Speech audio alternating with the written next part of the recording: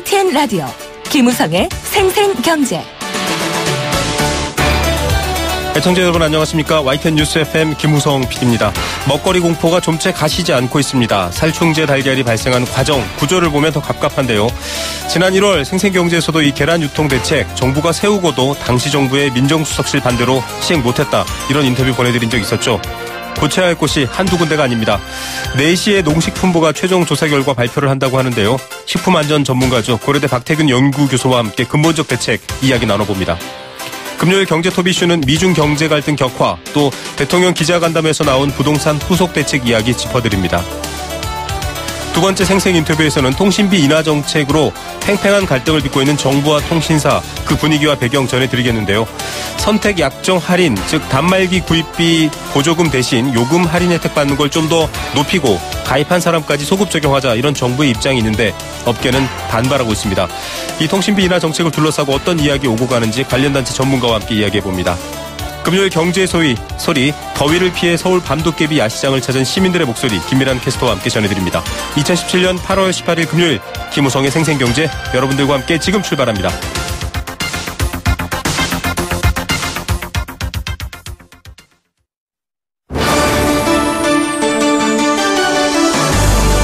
YTN 라디오 김우성의 생생경제.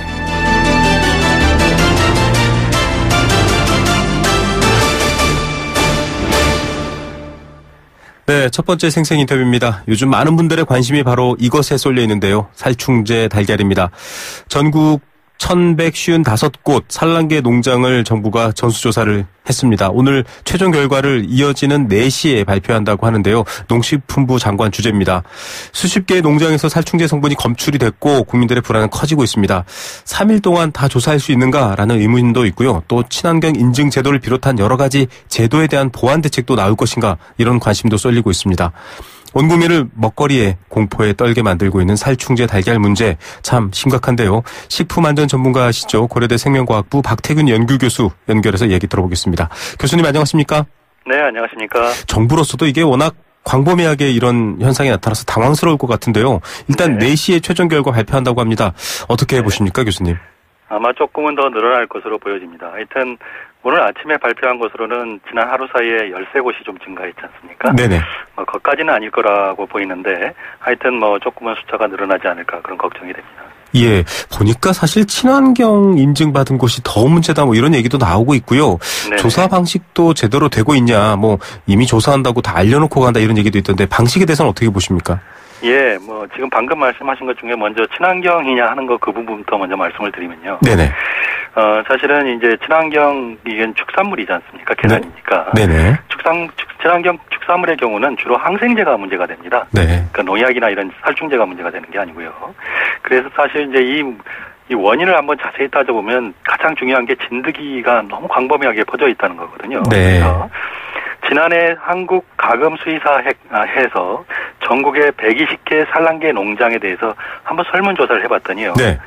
한 90%가 넘는 숫자가 닭진드기 감염 문제로 정말 골치를 앓고 있다, 이렇게 얘기를 하고 있거든요. 네. 근데 이 골치 아픈 문제를 해결하는 방법에는 사실 어떻게 보면 유일하게 살충제를 뿌리는 것 외에는 큰 대안이 별로 없었습니다. 그러니까 네. 이 사건은 어떻게 보면 그동안에 구조적으로 계속 이미 그런 그 살충제 계란을 어느 정도 우리가 먹어왔다고도 볼 수 있다는 거고요. 그리고 이제 우리가 예를 들면 이 문제 닭진드기가 일반 농가, 산란계 농가 이렇게 유기농 농가 이렇게 가리질 않지 않습니까? 친환경 농가를. 그러니까 똑같은 문제를 같이 안고 있는 거고, 그 다음에 이 친환경 축산 농가, 계란을 만드는 농가가 사실은 지금 훨씬 더 양이 많습니다. 전체 한 80% 이상을 차지하기 때문에 그런 문제가 생길 수 있고요. 지금 최근에 이제 이번 또 한 가지는 이제 과연 이 전수조사가 제대로 됐겠느냐 하는 건데 말이죠. 하여튼 정부가 지금 17일까지는 전국의 1239개의 산란계 농장에 대해서 마무리했다, 살충제 성분 검사를 마무리했다, 이렇게 얘기하고 있는데 이 과정에서 이제 조금 좀 약간 의심스러운 부분들이 많이 나오고 있습니다. 예를 들면 샘플용 계란을 준비해달라든가, 마을 대표한테 계란을 한 판씩 모아서 마을 회관으로 가져오라든가, 이런 증언들이 나오고 있지 않습니까? 근데 무엇보다도 사실 여기서 중요한 것은 검사를 정확하게 하는 것도 중요하지만 즉 샘플링을 어떻게 잘 하는지 네. 그게 중요하고요. 이게 이제 무작위로 잘 이루어져야 되지 않습니까? 네, 맞습니다. 이걸 랜덤 샘플링이라고 하는데 네. 이 랜덤 샘플링이 잘 이루어져야 그 결과에 대한 어떤 신뢰성을 우리가 어느 정도 신뢰성을 갖게 되는데 이런 부분에서는 조금 미흡한 부분도 있는 것 같습니다. 네. 아무튼 이게 좀 파장이 좀 커지니까 김영록 농식품부 장관이 그 국회 현안 보고에서 전수조사에서 일부 표본에 문제가 확인된 한 110개 농장에 대해서 네. 재검사를 하고 있다 이렇게 얘기하지 않았습니까? 네네. 이것 자체가 조사 과정에 조금은 문제가 있었다 하고 이제 스스로 시인한 거라고 볼 수가 있는 거죠. 예, 계란 전체를 조사할 수 없기 때문에 샘플, 즉 표본을 정해서 하는데 그 표본이 문제가 된다면 대표성이 없으니까 이게 헛조사가 돼버리는 겁니다. 그렇습니다. 방금 말씀하셨지만 사실 산란계 농가는 이 진드기가 이 계란을 만들어내는 데 있어서 아주 큰 적이기 때문에 좀 뭐랄까요, 공간도 넓히고 해야 되는데 사실상 양계 농가들이 그렇게 부유하지 않아서 그럴 수 있는 여유가 없다 이런 얘기도 하더라고요. 결국 좀 돈을 벌기 위해서 이렇게 했다라는 비판도 있던데 어떻게 보십니까? 이게 아까도 제가 구조적인 문제다 이렇게 표현을 했는데 말이죠. 이게 이제 만약에 진드기가 닭을 물게 되면은 닭이 죽지는 않습니다. AI처럼 닭이 죽거나 그러진 않는데 알을 덜 낳게 돼요. 네. 그러면 양계업자 입장에서는 엄청난 큰 손해지 않습니까? 네, 맞습니다. 알을 덜 낳고 그리고 또 이렇게 따닥따닥 붙는 이 케이지식 사용을 하게 되는데 그러면 또 병이 약해지기 때문에 한번 어떤 질병이 돌게 되면 급속도로 이렇게 퍼지게 됩니다. 그렇기 때문에 이 이제 진드기를 박멸하고 죽이는 게 무엇보다도 큰 정말 숙제고 과제인데 말이죠. 이걸 이제 박멸하는 방법이 사실상 현재로서는 살충제를 쓰는 것 외에는 다른 어떤 뾰족한 방법이 별로 많지 않기 때문에 늘 그게 어떻게 보면 문제를 안고 왔다 이렇게 볼 수 있는 거죠. 예, 지금 사실 흙 목욕을 하게 해주라, 넓게 해주라. 물론 원칙적으로 좋은 말이지만 현장에서 그렇게 적용되기에 또 다른 문제가. 현실에서는 사실 굉장히 그렇게 되면 또 가격이 굉장히 많이 오를 맞습니다. 수밖에 없겠죠. 예, 지금 그런 관련 시스템 기계를 개발하신 분도 아침 인터뷰가 화제가 됐는데 막을 수 있었다. 또 돈 문제는 또 어려운 문제긴 한데 그래도 국민의 먹거리지 않습니까? 지금 많은 국민들이 분노하면서 어떤 분들은 이 농식품부가 말이야 이렇게 얘기하시고 또 어떤 분들은 식약처가 말이야 이러시거든요. 이게 지금 어디에다가 화를 내야 됩니까? 왜 정부는 국민을 위해서 일을 하는데. 사실은 이제 식품의 안전성 문제는 지난 정권부터 시작하고 식약처로 이제 일원화돼 있죠. 통일이 돼 있기 때문에 식약처가 이제 기본적으로 해야 될 일이라고 그렇게 생각이 들고요. 이제 그러면서도 이제 이게 생산 단계에서 또 1차적인 생산 단계에서 문제가 되지 않았습니까? 맞습니다. 원인적으로. 그래서 이제 농식품부에서도 완전히 자유롭다고 볼 수는 없는 거죠. 네. 자, 이 농식품부의 통계 또 식약처의 대처 이런 것들이 좀 국민들의 비판 도마에 오르고 있는 상황이어서 얘기가 되고 있는데 이제 앞으로의 대처입니다. 이게 어제 오늘 문제가 아닌 것 같다 지금 교수님께서도 지적해 주셨는데 친환경 인증제도도 정부나 공식기관이 아니라 민간으로 이양을 했더라고요. 인증해 줄수록 돈을 버는 구조다 이런 비판도 있던데요. 예. 근데 친환경 인증 제도에 이건 좀 다른 얘기긴 하지만 말이죠. 이 검사료가 생각보다 굉장히 쌉니다. 그래서 이게 검사료가 싸다는 건 결국 다시 말해서 부실 검사가 인증이 이루어질 수 있다 이런 것도 있지 않습니까? 더욱이 민간에서 이렇게 과다하게 이 경쟁을 벌이게 되면 결국은 양계업자가 갑이 되고 그다음에 검사 기관이 의리되는 그런 형태가 되기 때문에 그래서 어떤 인증의 어떤 신뢰성이라든가 이런 걸 담보하기가 굉장히 어려워질 수도 있다 이런 얘기고요. 이번 기회에 특히 이번에 축산물의 경우에서는 아까도 제가 말씀드렸지만 항생제가 친환경의 기준이 된다 이렇게 말씀을 했는데 맞습니다.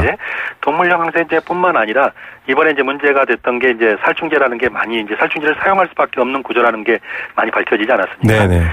살충제를 설령 사용하더라도 그거를 최소한으로 사용해서 사람한테 건강에 피해가 없게 하도록 해야 되는 거 아닙니까? 그리고 이제 또 살충제마다 종류가 조금씩 다르기 때문에 말이죠.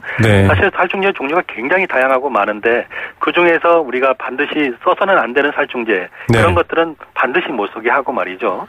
그래도 허용이 된 살충제라 하더라도 그거를 허용량 이하로 우리가 허용 기준 이하로 아주 아주 작은 양만 잔류하도록 그렇게 관리하는 게 무엇보다도 중요한데요.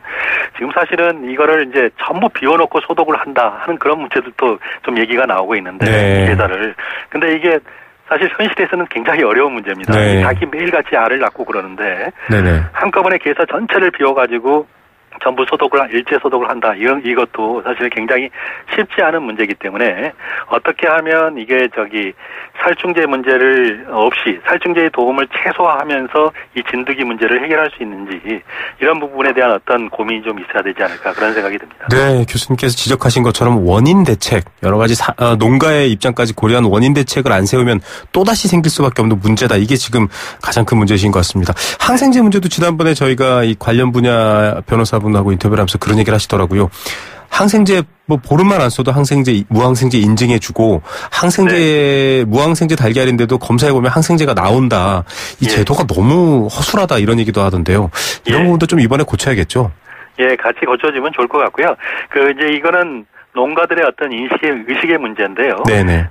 항생제를 쓰더라도 어떤 휴약 기간이 충분히 지나면 이게 좀 줄어들거든요. 네네. 그러니까 휴약 기간을 충분히 지키는 것도 중요하고, 예를 들면 살충제 같은 것도 요즘 나온 거는 말이죠. 네네. 이 휘발성이 굉장히 커가지고 금방 환경에다 놔두면 잘 날아갑니다. 네네. 날아가기 때문에 조금 더 시간을 좀 두고 어느 정도 그래서 좀 충분히 날아갈 수 있도록 그런 것들을 좀 배려를 좀 해야 되는데, 또 문제는 또 이게 계란도 전부 유통기한이 있지 않습니까? 네. 그런 문제가 겹치기 때문에 굉장히 고차 방정식을 풀어야 될 그런 것 같습니다. 예. 사실 저희도 1월에 이 더불어민주당 김영권 의원하고 관련 주제를 얘기를 하면서 계란 대책, 이 불량 계란 유통이라든지 이런 것들 때문에 세워졌었는데 사실 지난 정부에서 좀 추진이 안 됐다 이런 비판도 했었거든요. 네네. 예, 컨트롤 타워가 지금 세월호 사건 때는 결국 국민들이 안전 컨트롤 타워를 요구해서 정부가 나섰는데 식품 안전 문제도 굉장히 중요한데 사실 좀 컨트롤 타워가 없다. 부처별로 막 왔다 갔다 그런 얘기 나오는데 어떻게 보십니까? 예, 그때 갑자기 말씀하시니까 옛날 메리스 사건 그때가 생각나는데, 네네. 그때도 이제 컨트롤 타워가 없어가지고 굉장히 우왕좌왕하지 않았습니까? 맞습니다.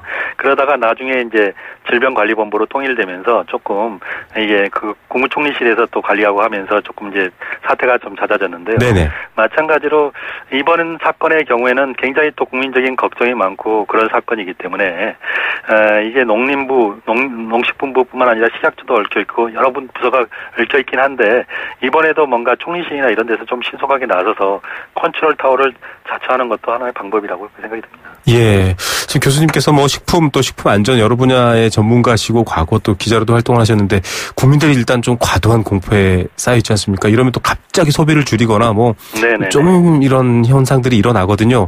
네. 좀 어떻게 좀 이런 부분에 도움 말씀 주실 수 있는 건 없을까요? 예, 일단 과도한 공포를 가지실 필요는 전혀 없고요. 이 사건이 굉장히 크게 불거졌지만 제가 예상하기로는, 또 어떻게 보면 100% 장담하기로는 이 사건 때문에 실제 어떤 환자가 발생하거나 그런 일은 없을 겁니다. 네. 네, 그런 일은 없을 거고요. 그리고 이제 그 양이 굉장히 극미량이기 때문에, 극미량이 물론 기준을 넘었다고 하는 것은 우리가 기준을 넘은 것을 굳이 먹을 필요는 없겠죠. 당연히 걸러내야 되는데, 기준을 약간 넘고 한다고 하더라도 역시 극미량이기 때문에 그거를 일시적으로 먹었다고 하면 큰 문제는 없고요. 그 다음에 이제 현재 살충제들의 독성에 대해서 얘기하시는 분이 많은데, 이걸 가지고 치명적이다 이런 표현은 조금 피하는 게 좋을 것 같습니다. 왜냐하면 살충제란 건 기본적으로 나쁜 해충을 잡는 거 아닙니까? 진드기 같은. 그러니까 어느 정도 독성이 있는 건 분명한데, 그렇지 않으면 살충 효과가 없을 테니까요. 근데 이 살충제를 뿌리는 사람의 건강도 생각해야 되기 때문에 그 자체가 예를 들면 독성이 그야말로 완전히 사람한테 치명적이라든가. 급성으로 뭔가 문제가 생길 정도는 아니다. 네. 알겠습니다. 이제는 이 문제점을 해결하는 데 집중을 해야 되는데요. 문제점보다 공포가 더 컸을 때 또 다른 피해가 있을 수 있기 때문에 좀 이성적으로 판단해 볼 필요도 있을 것 같습니다. 오늘 말씀 감사드립니다, 교수님. 네, 고맙습니다. 네, 고려대학교 생명과학부 박태균 연구교수였습니다. YTN 라디오 김우성의 생생경제. 네, 함께 느끼는 우리 경제 공감사전입니다. 애청자 여러분들의 의견도 기다리고 있겠고요. 많은 분들이 벌써 문자로 관련자들 처벌하고 확실하게 대책 세워야 된다라는 말씀하셨는데, 그 말씀은 당연히 옳은 말씀입니다. 단문 50원, 장문 100원에 정보 이용료 부과되는 샵 0945번 문자로 보내주시면 됩니다. 참여해 주신 분들 중에 추첨을 통해서 도심 속 꿈의 놀이터 일산 원마운트에서 워터파크 스노우파크 이용권 선물로 드리고 있습니다. 오늘의 공감사전 주제 먹거리 안전입니다. 대한의사협회도 지금 성명서를 냈습니다. 독성 한 달이면 빠지고 크게 걱정하지 마라 마라라고는 했지만 이 독성 여부를 떠나서 이미 국민들의 마음은 많이 상처받은 상태입니다. 피프로닐 성분이 함유된 계란 논란이 점점 커지고 있고요. 맥도날드 햄버거에 덜 익은 고기 패티를 먹은 아이가 신장 장애 판정받은 주장, 여러분들 기억나시죠? 이른바 햄버거병 논란이었습니다. 또 용가리 과자라고 해서 이 질소를 넣은 과자를 먹은 초등학생 위가 뚫려서 수술을 받고 있는 그런 일들도 있었습니다. 사고로 인해서 목숨을 잃거나 국민 안전을 위협하는 문제에 대해서 관심이 높았는데요. 이렇게 먹거리만으로도 국민들이 위협받는다고 한다면 국가적 차원의 대책도 필요하지 않나, 이런 생각을 해봅니다. 유한진 시인의 시에 이 계란을 언급한 시가 있는데요. 남이 깨면 계란 후라이, 스스로 깨면 부하라고 합니다. 환골탈태라는 부제가 붙어 있는데 정말 좀 이번엔 대책, 환골탈태했으면 좋겠습니다. 여러분들의 의견도 기다립니다.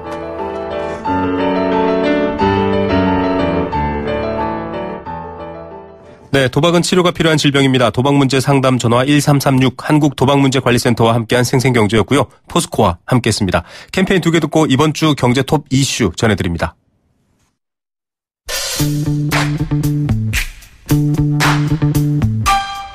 참 좋은 경제연구소 이인철 소장과 함께 이번 주 가장 중요한 경제 이슈를 정리해드립니다. 경제 톱 이슈.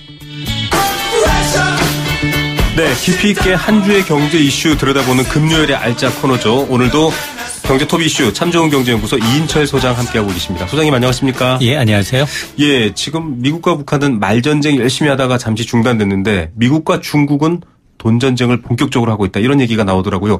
무역전쟁이 초유기다, 이런 얘기 나오던데요. 맞습니다. 지금 트럼프 미국 대통령이 중국의 지적재산권 침해 여부를 조사하라 라고 이제 공식적으로 지시를 내린 겁니다. 네.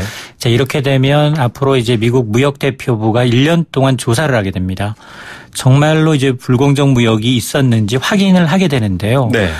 만에 하나 확인이 되면 미국은 통상법 301조를 발동해서 무역 보복에 나섭니다. 네. 이 통상법 301조라는 건 이게 1974년에 만들어진 무역법인데요. 네네. 대통령이 직접 무역 상대국의 불공정 무역으로 판단되면 보복 관세를 매기는 아주 강력한 무기로 평가를 받고 있습니다. 네. 그럼 과연 이제 이 중국이 얼마나 이 지적재산권 침해가 심각한 수준이냐. 네. 아마 세계적인 통계를 보게 되면 전 세계 복제품 짝퉁 시장의 거의 90% 가까이가 중국에 몰려 있습니다. 네.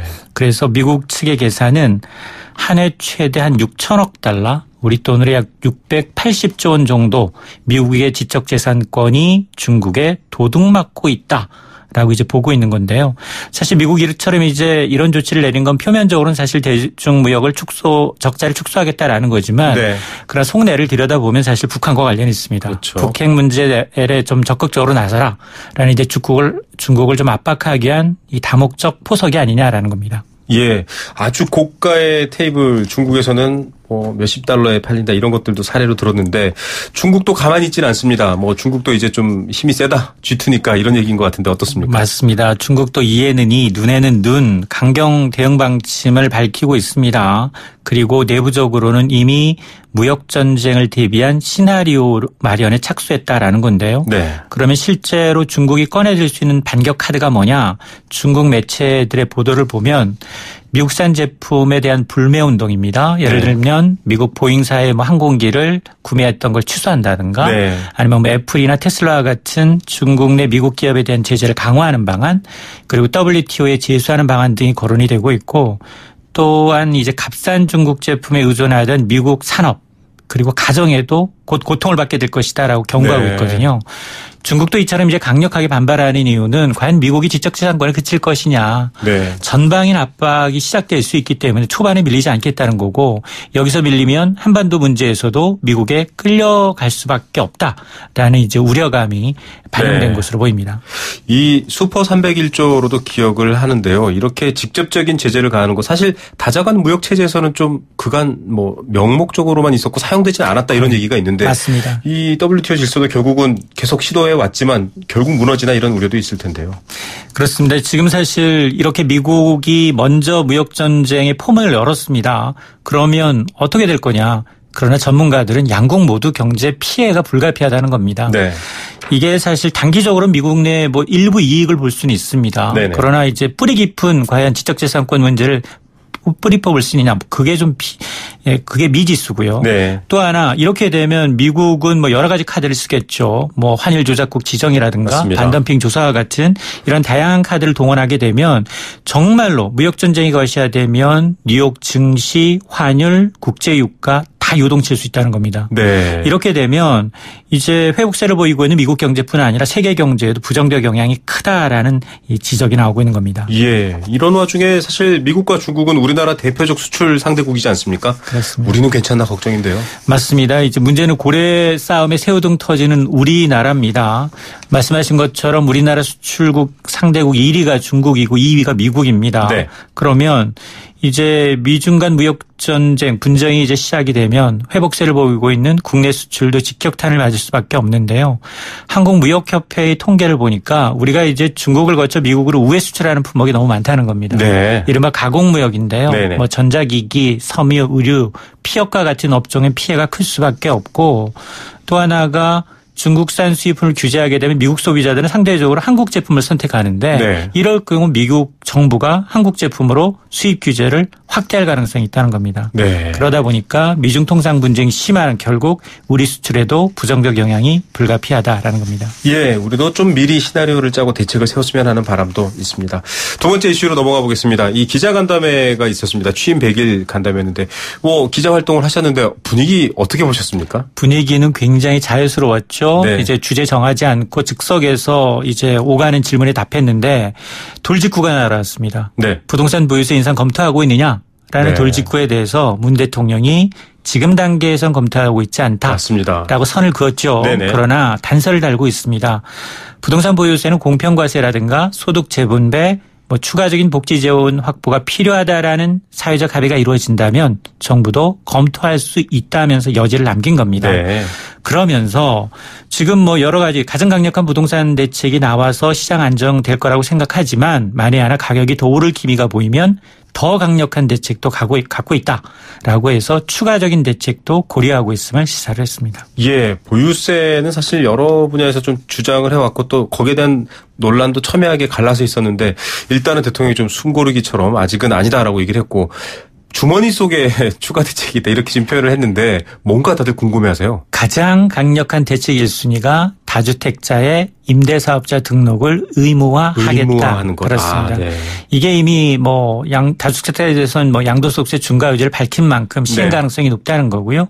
두 번째가 투기지역, 투기과열지구를 더 확대하는 겁니다. 네. 파리 대책에서 제외됐던 지역의 풍선 휴가를 차단하겠다라는 거고요. 또 하나가 분양가 상한제, 후분양제도 강력하게 떠오르고 있습니다. 네, 자 과거와는 좀 패러다임이 바뀐다라는 부분을 이런 데서는 확실하게 느낄 수 있는데 실수요자라든지 서민들은 피해를 안 볼 수 없냐, 안 볼 수 있느냐 이런 것들에 대한 우려가 많았거든요. 추가 대책도 나온다고요? 맞습니다. 어제 뭐라고 또 얘기를 했냐면 문 대통령이 서민을 괴롭히는 미친 전월세라는 표현을 썼습니다. 네네. 이 어느 때보다도 전월세 시장의 안정 의지를 밝혔기 때문에 다음 달 주거복지 로드맵에는 전월세 상한제, 계약갱신 청구권제 2+2 최대 4년에서 5년까지 네. 전세 기간을 보장하는 방안도 이제 도입되지 않겠느냐라는 관측이 나오고 있는 겁니다. 예, 흐름 또 지켜보면서 저희가 말씀드리도록 하겠습니다. 소장님 오늘 말씀 감사드립니다. 네, 감사합니다. 네, 참 좋은 경제연구소 이인철 소장이었습니다.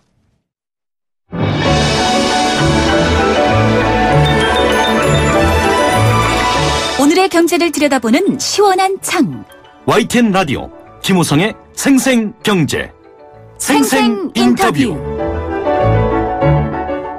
네, 여러 정부의 정책들, 특히 경제 정책들 위주로 계속 나오고 있죠. 부동산도 좀 안정시키겠다, 뭐 가계부채 좀 줄이겠다 이런 서민 생활 대책들도 많이 나오고 있는데 그중 하나가 바로 통신비 인하입니다. 통신비 지출 규모가 가계 지출을 차지하는 비중이 꽤 크기 때문인데 이런 가운데 민간 기업의 영업 활동에 대한 간섭이다, 좀 지나치게 민간 사업자를 압박한다라는 비판도 있고요.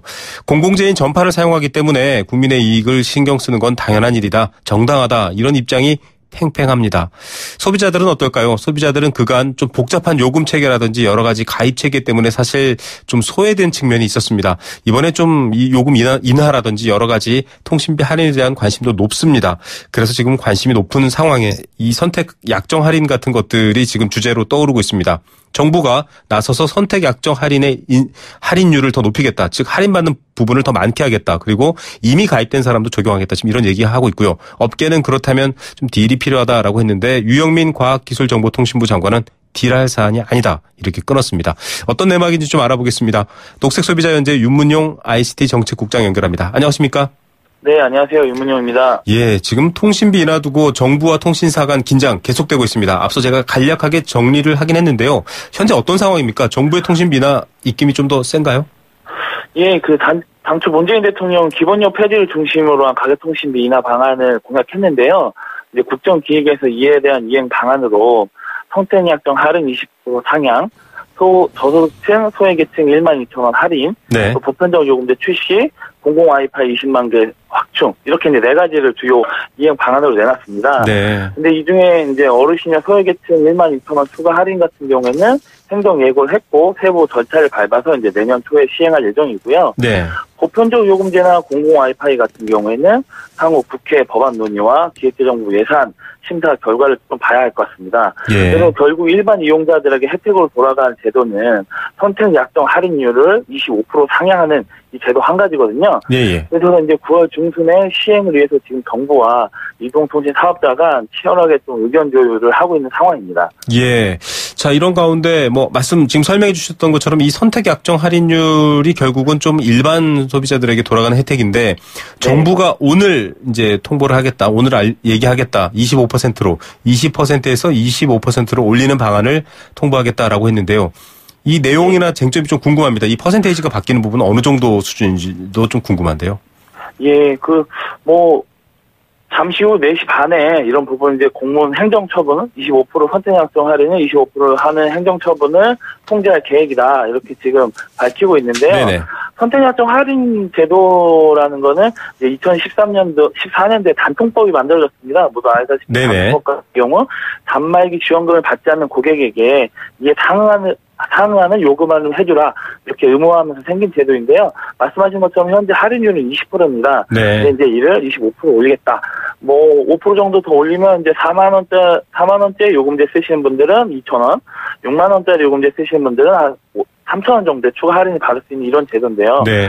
이동통신사 같은 경우는 현재 이 가입자가 한 1,300만 명 정도 됩니다. 네. 그리고 이게 25% 올라갈 경우 더 가입률이 높아져서 한 19,000명까지 사용할 그런 이제 예측된다. 이렇게 해서 과도하게 너무 부담이 크고 또 이제 단말기 지원금을 받지 않는 사람들한테 그만큼 할인해 주려는 건데 네. 현재 단말기 지원금이 평균 한 18만 원 정도인데 네. 그리고 25%까지 올릴 경우에는 그 혜택의 격차가 네. 지원금 받는 것보다 훨씬 크다. 그렇기 때문에 행정권 범위 밖이다. 이렇게 이제 반발을 하는 거고요.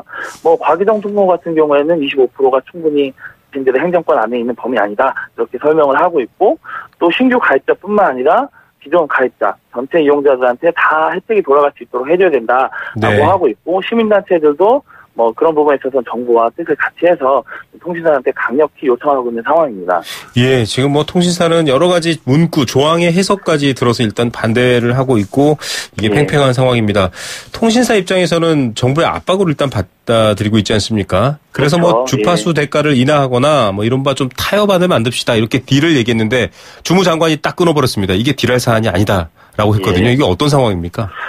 기본적으로 앞서 말씀드린 것처럼 저소득층 11,000원 감면해주는 부분에서 통신사가 한 5천억 정도의 재정 손해가 발생한다. 네. 또 25% 소급 적용할 경우에 한 4천억 정도의 매출 감소가 우려된다. 이렇게 네. 한 1조 원 정도의 그 매출 감소 이런 것들이 우려되고 있다. 통신사들 이렇게 설명을 하고 있습니다. 그래서 현재 통신사에서 정부에 내는 전파 사용료 또 주파수 비용이 한 1조 3천억 정도 되거든요, 연간. 네네. 그래서 준조세의 비용을 좀 낮춰달라는 거죠. 그렇게 될 경우에는 어쨌든 1조 원 정도의 매출 감면과 어느 정도 이제 당근 정책도 필요하다는 입장인데, 네네. 근데 과기정통부 입장에서는 사실 수입이 줄어들 경우 이 수입이 줄어드는 부분도 독단적으로 결정할 수 있는 권한은 그렇죠. 없고요. 기재부가 권한을 갖고 있으니까요. 그렇죠. 네. 기획재정부는 협의해야 되는 사안입니다. 그렇기 때문에 이른바 장관이 이걸 확약하고 답변될 수 있는 딜을 할 수 있는 네. 권한이 없기 때문에 딜을 할 사안은 아니라 이렇게 이제 답변할 수밖에 없는 거죠. 예. 참 이 업계와의 셈법이 복잡한데 그간에 좀 공공재였고 사실은 좀 비싸다라는 비판 여론에 대한 답변도 대안도 업계 측에서 좀 필요할 텐데요. 일단 업계는 계속 수비하는 모양새고 정부와 시민단체는 좀 공격하는 모양새인데 네. 통신업계는 좀 뭐 민간기업의 영역에 지나친 간섭이고 주가도 폭락하고 이익도 떨어지면 우리는 주주들한테 소송까지 당할 거다. 그러면 정부 너네 어떡할래? 지금 이렇게 나왔거든요. 이거 어떻게 이해해야 됩니까?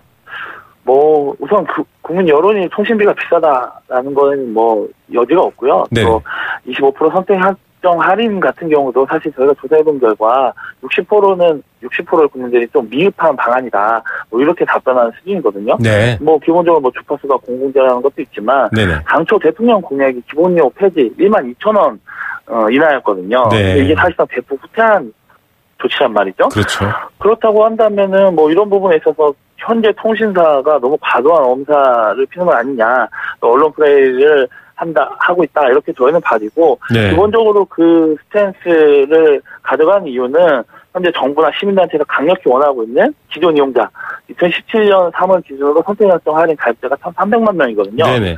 이들한테 다 소급적으로 할인해주라고 하는 이런 것들을 받지 못하겠다, 뭐 그것까지 못하겠다, 뭐 이거를 아예 선을 긋고 있는 네. 그 선을 긋기 위한 하나의 반발이다, 이렇게 보여지고 있습니다. 뭐 예. 언론에서 말하는 것처럼 행정소송까지는 가지는 않을 것 같고요. 네네. 네. 결국은 소급 적용에 대한 부담에 대한 좀 조치 혹은 대응 이렇게 보여지는군요. 예. 이 정부 입장에서는 지금 또 이런 민간기업의 입장을 이렇게 얘기합니다. 통신 3사 일종의 독과점이다. 세계 회사가 하기 때문에 독과점과 유사하다 이렇게 볼 수 있고 기득권을 갖고 있기 때문에 좀 기업이 양보해야 된다. 좀 이렇게 가계에 부담되는 걸 감수하라는 시민사회단체의 요구와 여론도 받아들여라. 이렇게 보는데요. 정부도 계속 보고 있는 문제는 역시 가계비 부담 이런 부분이겠죠? 그렇죠. 아무래도 이제 정부는 단초 기본료 폐지해서 공약을 후퇴했다는 여론도 좀 많이 네, 신경 맞습니다. 쓰이고요. 또 기존 이용자들한테 소급적으로 해주지 않을 경우에는 뭐 3,000원의 혜택이든 2,000원 혜택이든 전혀 혜택이 돌아가지 않는 상황이거든요. 네. 뭐 아까 말씀드렸던 단통법, 이 제도를 만들기 위한 단통법이 시행된 이후에 이동통신 3사 영업 이익률을 보면 30% 이상 급증했거든요. 증가했죠. 네. 그래서 뭐 3사 같은 영업이 1조 이상 2, 3년 내에 급증한 그런 상황이거든요.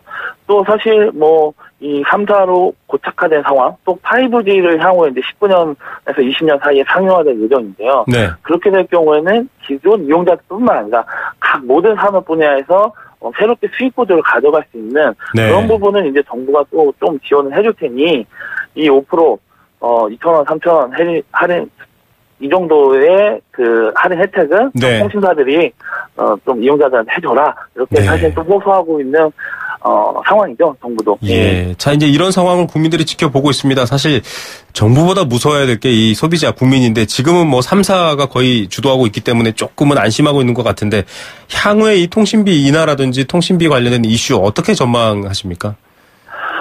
기본적으로 이번 선택연령 할인 이제 4시 반에 발표가 있을 건데요. 네. 얼마만큼 더 많은 이용자한테 적용시킬지 일단 한번 더 지켜봐야 될 것 같습니다. 네. 그리고 향후 장기적으로는 결국 정부에서도 사회적 논의기구를 만들겠다. 그래서 정부, 민, 국회, 뭐 사업자들이 모두 함께한 새로운 가요통신 인하 방안 논의기구를 만들자, 이렇게 하고 있거든요. 네네. 이런 사회적 논의기구를 만들어서 단말기 완전 자극제라든지 또 제4이동통신사 설립이라든지 또 5G 주파수 분배라든지 네. 이런 정책들을 좀 전체 협의체를 통해서 의사결정을 할 필요가 있고, 또 통신시장의 구조 변화에 대한 고민을 이제 심각하게 할 필요가 있다, 이렇게 저희는 바라보고 있습니다. 예. 오늘 말씀 감사드립니다. 네, 감사합니다. 네. 녹색소비자연대 윤문용 ICT 정책국장이었습니다.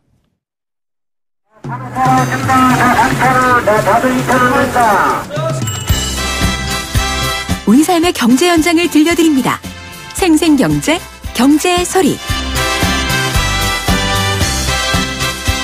네, 라디오 매체가 원래 소리 매체이긴 한데요. 경제를 소리로 이해하면 좀 더 깊이 마음에 공감되는 것들이 많은 것 같습니다. 더운 무더위 저희가 관련된 아이템들 얘기해드리고 있는데요. 오늘도 경제의 소리를 담아오는 경제캐스터 김미란 씨 스튜디오에 나와 있습니다. 안녕하십니까? 네, 안녕하세요. 네, 소리로 담는다. 이게 참 소리는 어떻게 보면 보이지 않는 건데 담는다 네. 이것도 의미가 있습니다. 어떤 것 담아오셨나요?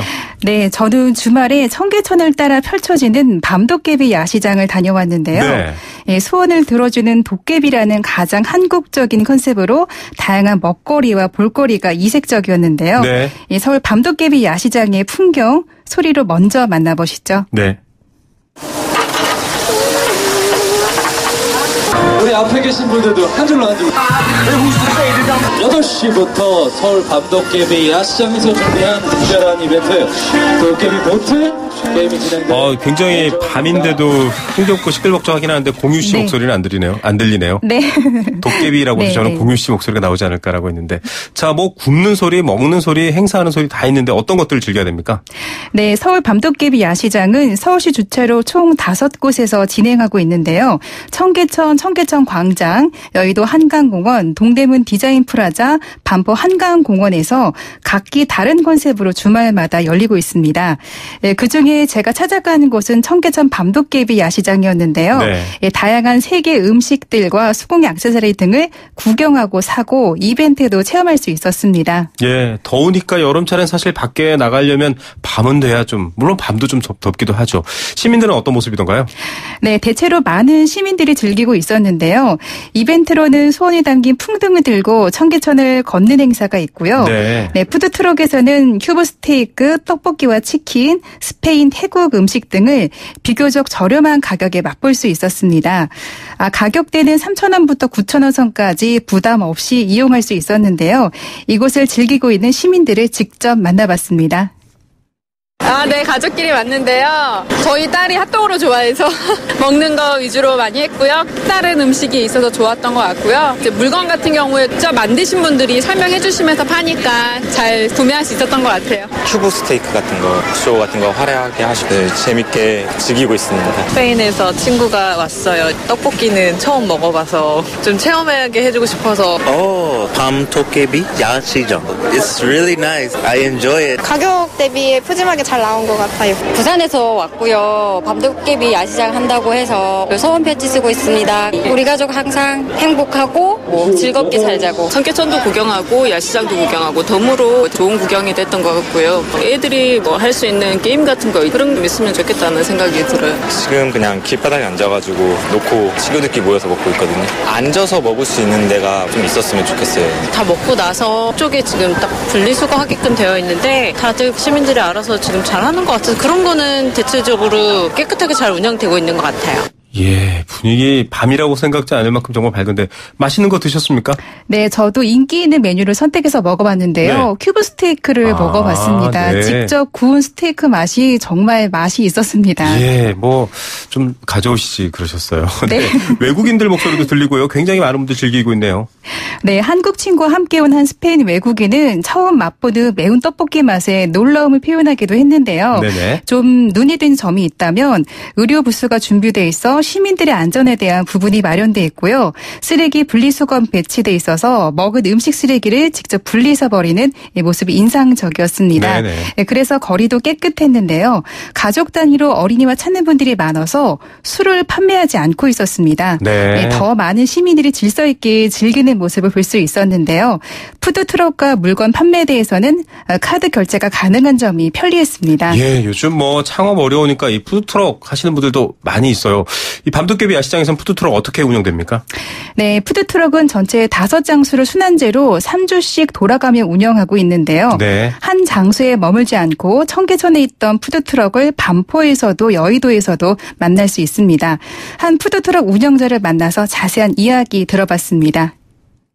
태국 음식 팟타이하고 그다음에 스프링롤, 코코넛 아이스크림 직접 만들어서 판매하고 있는 온더웨이라고 합니다. 다른 곳에서 고정적으로 하는 데가 있고요. 주말마다 야시장이랑 계약을 해가지고 지금 하고 있어요. 저희가 사업을 하는 데 있어서 소자본으로 창업해서 나의 아이템이 내 음식이 먹히는지 손님들에게 어떤 점이 도움이 되는지 이런 걸 파악할 수 있는 게 아무래도 장점이라고 고객들이랑 직접 소통할 수 있다는 점이 장점이죠. 작년에는 아무래도 트럭 대수가 조금이어가지고 손님들이 너무 또 장시간 대기하셨어야 되는데 지금은 아무래도 대수도 많아지다 보니까 조금 더 대기 시간이 줄어든 점이 있고 그다음에 운영하는 데 있어서 훨씬 더 원활하다고 할까? 5시간 안에 한 200인분 이상은 판매된다고 보시면 될 것 같아요. 직접 어디서 보지 못한 요리를 자기가 직접 개발해서 그런 게 굉장히 멋있죠. 이분 목소리도 자신감이 막 느껴지는데요. 네. 새로운 트렌드가 됐군요.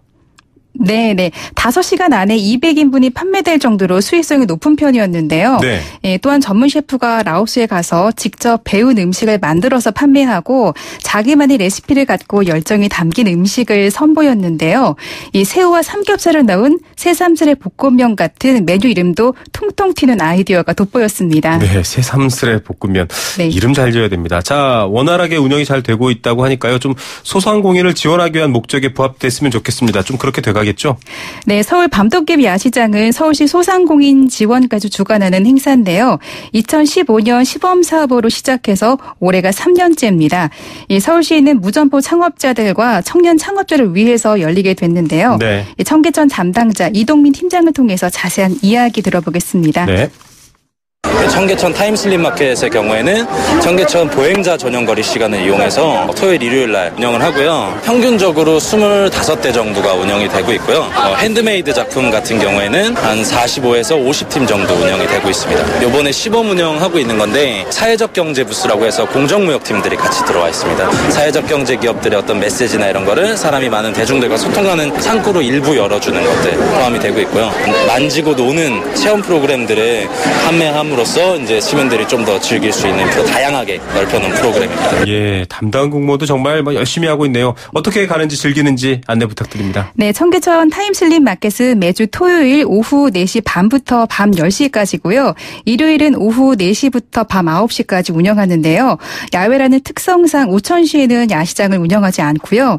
청계천은 차량 진입이 주말 동안 안 되니까 대중교통 이용하시기 바랍니다.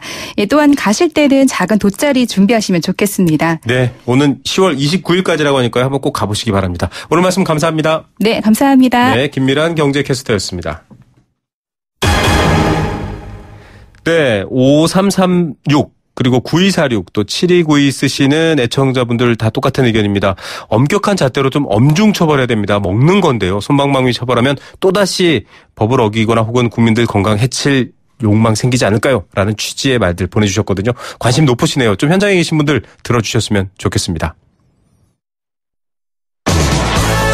네, 도박은 치료가 필요한 질병입니다. 도박문제 상담전화 1336 한국도박문제관리센터와 포스코와 함께한 생생경제였습니다.